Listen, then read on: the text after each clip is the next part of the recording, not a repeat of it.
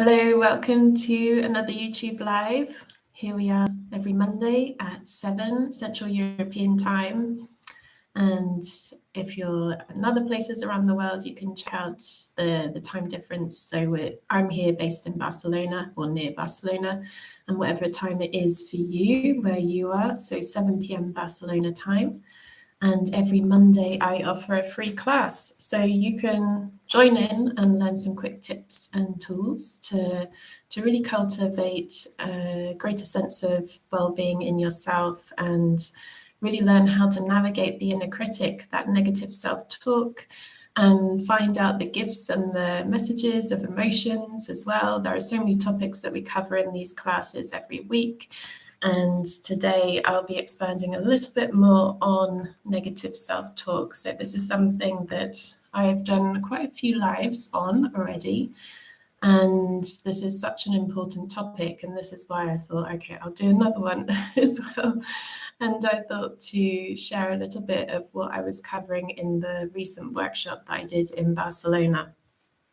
So some of you came to the workshop. It was a workshop for mothers, and it was a beautiful, beautiful workshop. Some lovely, lovely women came along, and we were talking all about negative self-talk. And we covered so much that I won't cover everything in this short little live class, obviously, because that was a 2.5-hour workshop.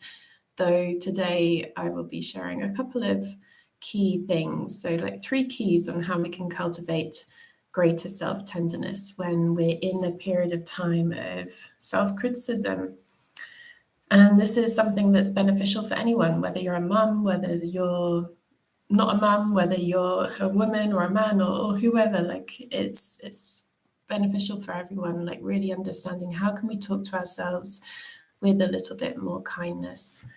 So in the workshop, I was sharing many, many different things about what the hidden drive is behind the inner critic, like why ignoring the inner critic is not really the best thing. There are many books and teachers out there that say, oh, just ignore it, and that's not really the best thing to do, because when we do that, we miss the gifts. We miss the gifts of it, because yes, the inner critic, so this negative self-talk, I call it the inner critic, it can be one of our biggest teachers.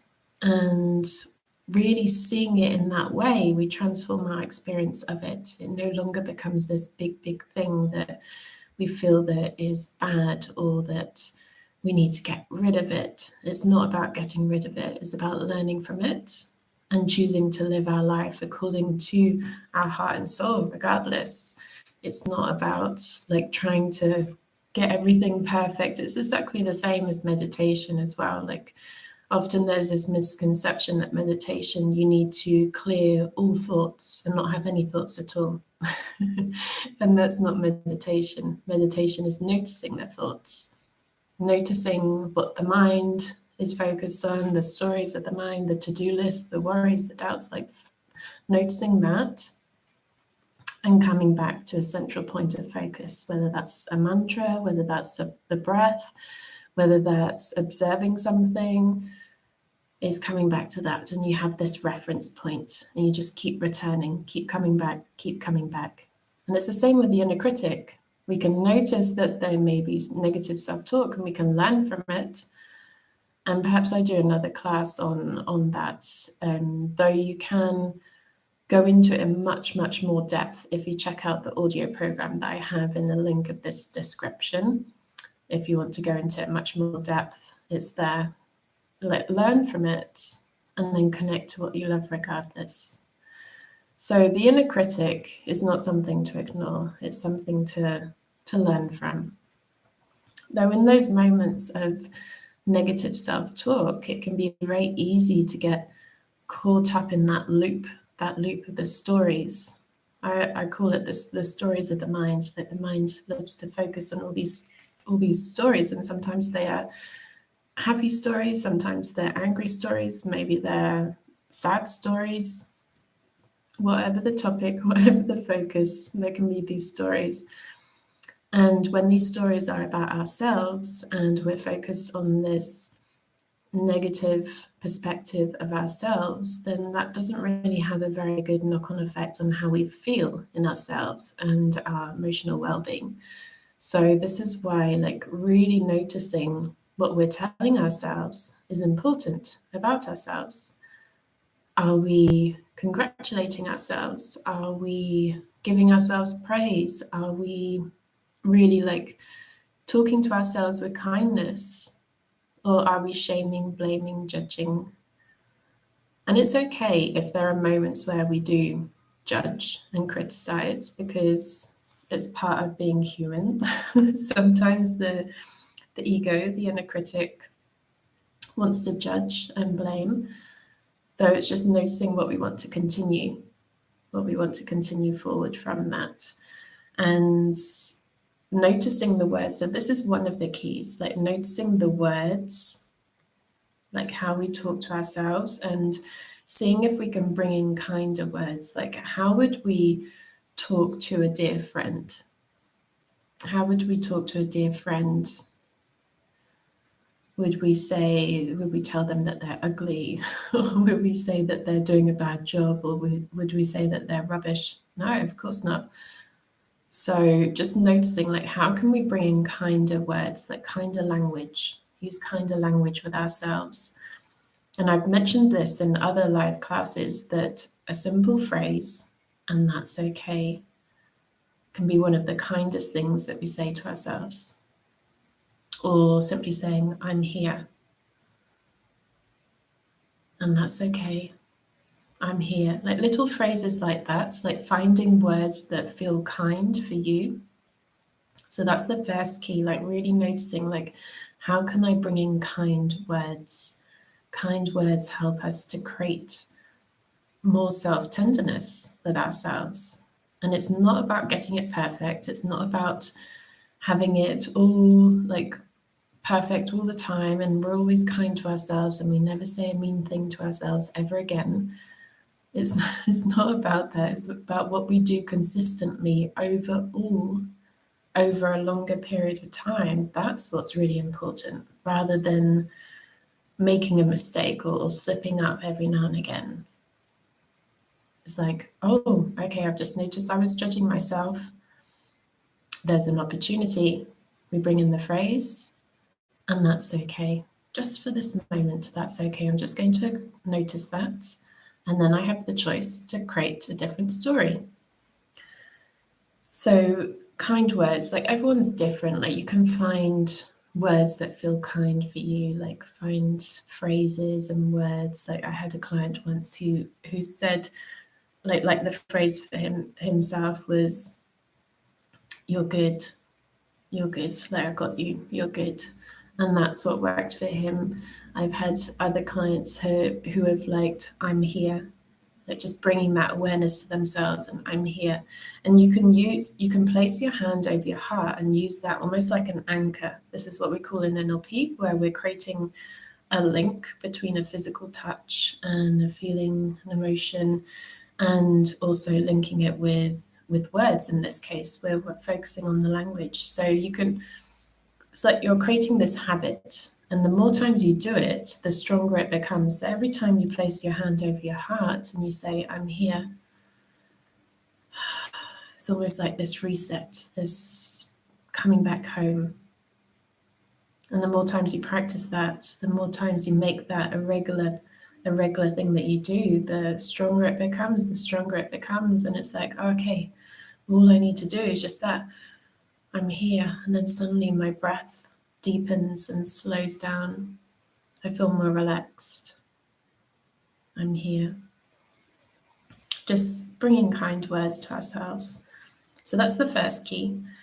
The second, and these are no in particular order, by the way. So the second key is really bringing awareness to the senses. Like, how do we, like what we sensing, what we feeling. Like, we have these wonderful senses. We can see, we can hear, we can feel, we can smell, we can taste. Obviously, depending on the individual, like maybe some people have some senses stronger than others, or perhaps maybe there's one that they don't have or as strong. Everyone's different, though generally speaking, talking about the senses, like this is a way that we can bring in mindfulness as a practice, and we can bring in tenderness. Like the senses is a gateway to deeper tenderness, like when we slow down and we're present with it. So I can rush through something, and I can, like, for example, in the morning putting on cream on my face. I can like slap it on and just like quick, go, and rush. Though tenderness is when we're bringing this gentle presence, gentle loving presence. And perhaps that doesn't really create gentle loving presence if we're rushing everything and just like quick, go. So noticing the senses, when we're paying attention to the senses and we're bringing mindfulness to that, I'm actually noticing the sensation as I put cream on. I'm noticing what that feels like. Perhaps I hear the sound when I open up the bottle of cream. Perhaps I smell the cream as well, like bringing in the senses. And when we slow down and we're present with it, we're able to bring that gentle tenderness, that gentle loving presence to ourselves. So, oh, okay, yeah, just being a little more mindful with things. So mindfulness is a big key, and the senses are a great gateway to that. And this helps us to cultivate greater tenderness. Again, I've talked about this topic a lot, and I've done other lives on tenderness, and I've talked about other things as well. There are so many simple little tips that I've been sharing online that can help us cultivate greater self-tenderness, and there are so many things and many things that we can easily implement into our daily life. And I was saying at the workshop today that there are so many things that even busy mums can bring in when they're with their babies, when they're with their children, when they're busy around the house. I think mums are probably some of the busiest people on this planet. And a lot of these things are super simple and effective, and anyone can implement these. Obviously, like noticing what resonates for you and what doesn't. Like some people may find noticing the words really helpful. Some people might love mindfulness, and other people might find the next key really useful as well. So just notice what works for you. So I covered kind words and tapping into the senses, like bringing in a little bit more mindfulness. Those two things can help us create and cultivate deeper self-tenderness. The final thing I wanted to mention is one thing that actually helps with a lot of things. It helps with a sense of willpower. Can help with food cravings. It can help with habits. It can help with all sorts of things, like creating new healthy habits. Though in this particular situation, I'm applying it to cultivating greater self-tenderness. And it also applies, and especially in those moments where we notice that there's self-criticism, judgment happening. So this is what some people call common humanity. Finding common humanity, like recognizing that you are on this planet with many other people, and so many other people are experiencing exactly the same thing or a very similar thing. So many of my clients over the last 10 years have come with these challenges and these problems, what they consider as really big things, and that they're really struggling with it and they feel alone in it. And literally, like, I've heard so many stories over the last 10 years that are all so similar. Whether that's a woman coming to me with issues about her child, whether that is a wife coming to me about problems with her husband, whether that's a young girl coming to me with anxiety and body image issues, whether that is a man coming to me about relationship issues or social anxiety, whether that is a businessman coming to me about work stuff, whether that is like literally like whoever I've spoken to, the underlying thread underneath all of the clients that I've spoken with in the last 10 years have all had pretty much the same variation of the same thing, like similar variation of the same thing. Every single human being on this planet at some point in their life has experienced negative self-talk, if not on a daily basis. It's so common. It's so common. So recognize the connection there. And when you recognize the connection and you recognize that you're not the only one, that you're not in this by yourself, it can feel like that sometimes, though the reality is that so many people are experiencing the same thing. So next time you notice that you're beating yourself up and you're criticizing yourself and you're judging yourself, remember this, that so many people are walking with you. So many people are learning how to be more tender with themselves.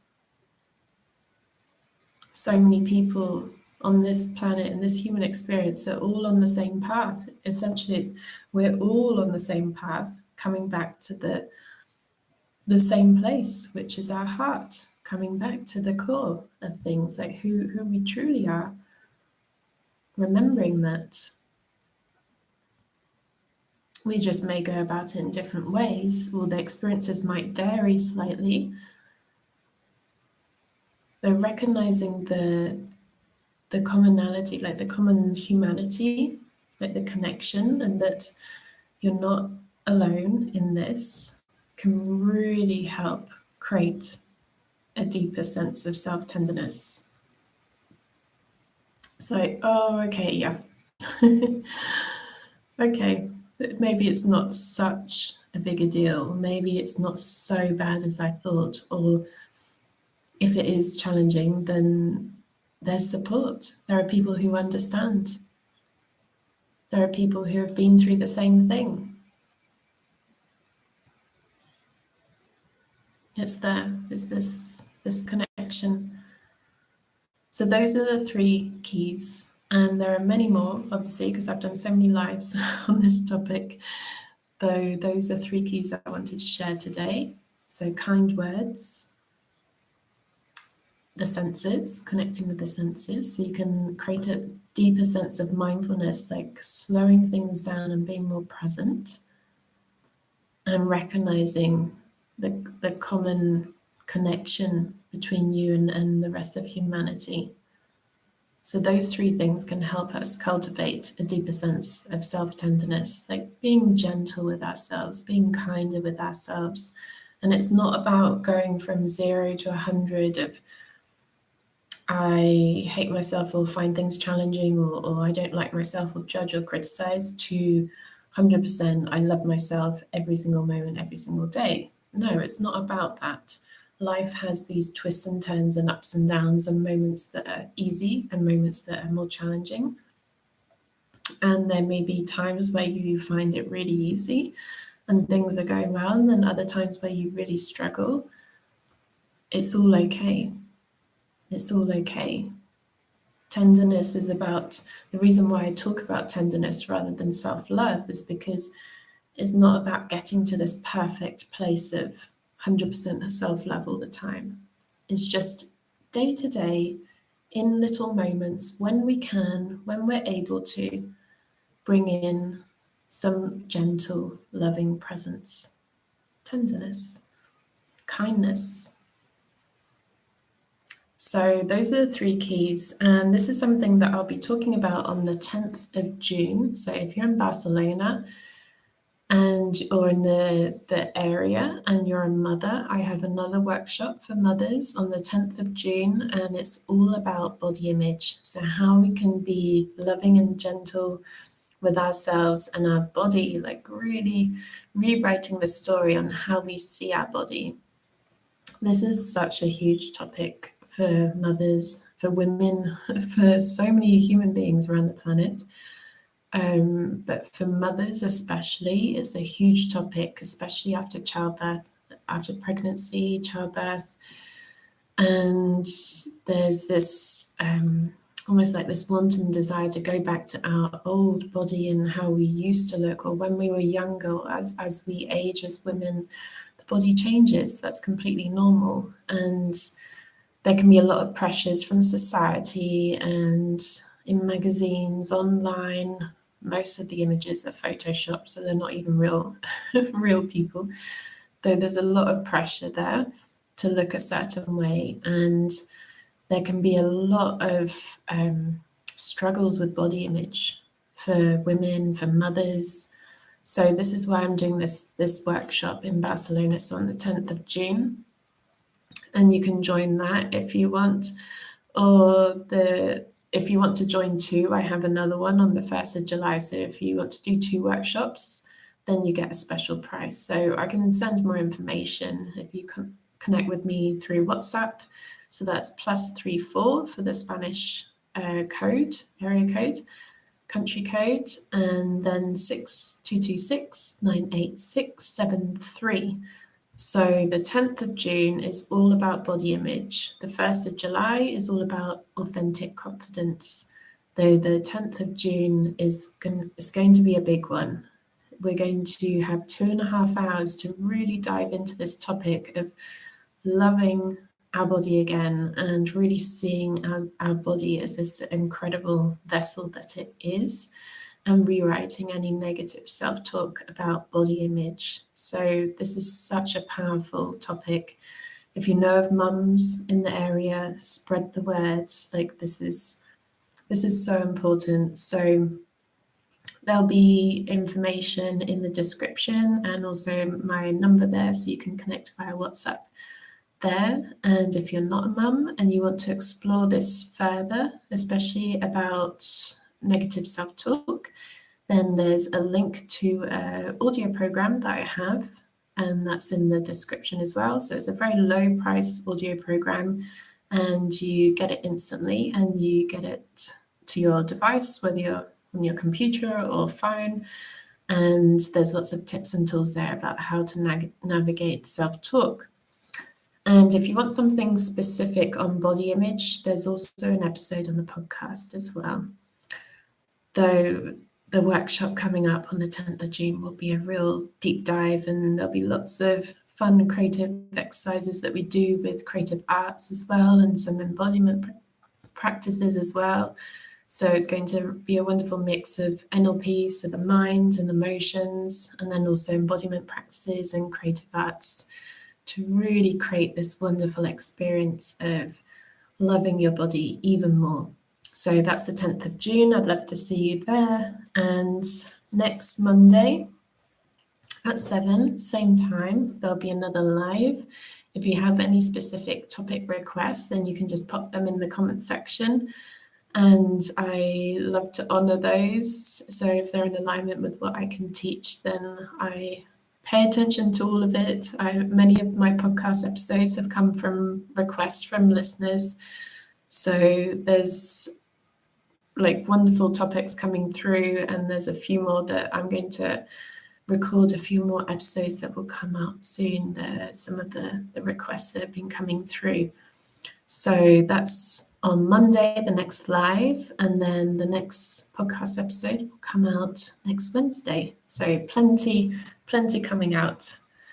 So until then, bring in some of these little tips, like notice what changes as you really pay attention to the senses, like how do things feel, like how do things sound, how do things look, how, like, what do you smell, what do you taste, like slow things down, come back to the senses to bring a little more tenderness to yourself.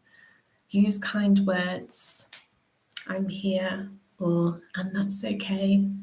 Bring some kindness to the words to yourself, and recognize that every single person on this planet at some point in their life, if not on a daily basis, experiences a very similar thing with how they talk to themselves.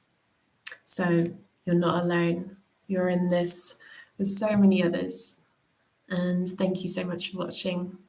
If you found this useful, please do share with a loved one. Like, every single share makes such a difference. And I'll connect with you next week. Much love.